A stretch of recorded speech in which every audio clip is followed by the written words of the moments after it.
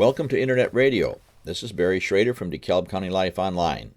Today is January 4th, 2016, and this first edition of WBS Online will be a reading of my final column, which is published in the Daily Chronicle on November 3, 2015.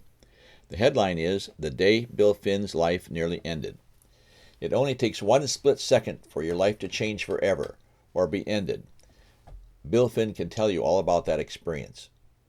Graduating from Sycamore High School in 1965, Bill worked for a while at a construction job site at Northern Illinois University, and then was drafted into the U.S. Army at the age of 19, where he was trained to be a medic.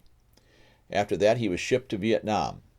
On February 22, 1967, he turned 20, and 3 days later his unit was caught in an ambush and was shot by an enemy sniper. The bullet severed his spinal cord but did not kill him. Life as he knew it changed drastically at age 20. But now, at age 68, he leads an almost normal life in Sycamore, except he is a paraplegic, paralyzed from the waist down. To see Bill driving his van or working in DeKalb County Circuit Clerk's office, you would never know he has a disability, unless you notice the wheelchair. After being shot, he was rushed to a field hospital, then another hospital, then off to Walter Reed Army Medical Center for 6 weeks, finally ending up at the Hines VA Hospital in Illinois for about a year, as he recalls. It was then that his parents' lives were also changed drastically, when they brought him home to Sycamore and gave him 24/7 care. They built an addition onto their home to accommodate his wheelchair, and his mother became a full-time caregiver. Fortune smiled on Bill one night in 1981, when he went to a local restaurant and met a friendly bartender named Maggie.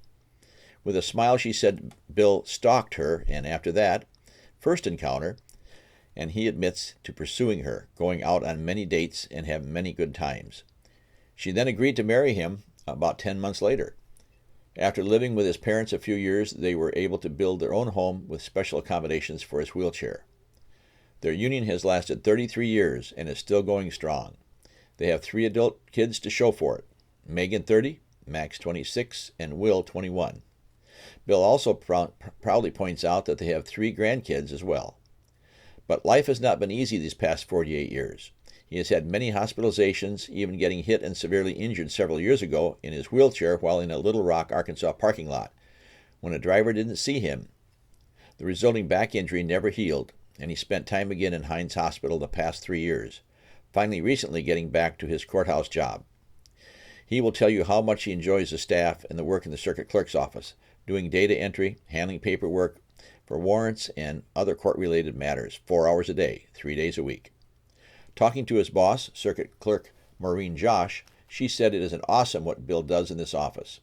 First starting out as a volunteer about 15 years ago, then he took on a paid job a few years later. She added that the office knows he's a die-hard Cubs fan, but also backs the Bears and loves NASCAR. He and Maggie have traveled to racetracks as far away as Florida, driving his specially equipped van with all hand controls. Josh told how much the staff enjoys him and what a wonderful friend he has become. She added, "It is hard to imagine how wars can affect people's lives. I am so pleased to be working with him. Very honored and proud to know him." That's the end of my final column. If you'd like to see Bill Finn's photo and read his story again, go to my website, which is www.dekalbcountylife.com.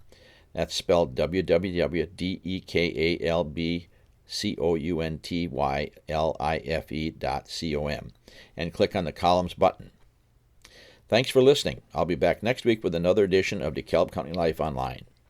If you have any suggestions for future programs on Internet Radio, send me an email at barry815@sbcglobal.net. That email address again is barry815@sbcglobal.net. So this is Barry Schrader saying until next time, have a good week.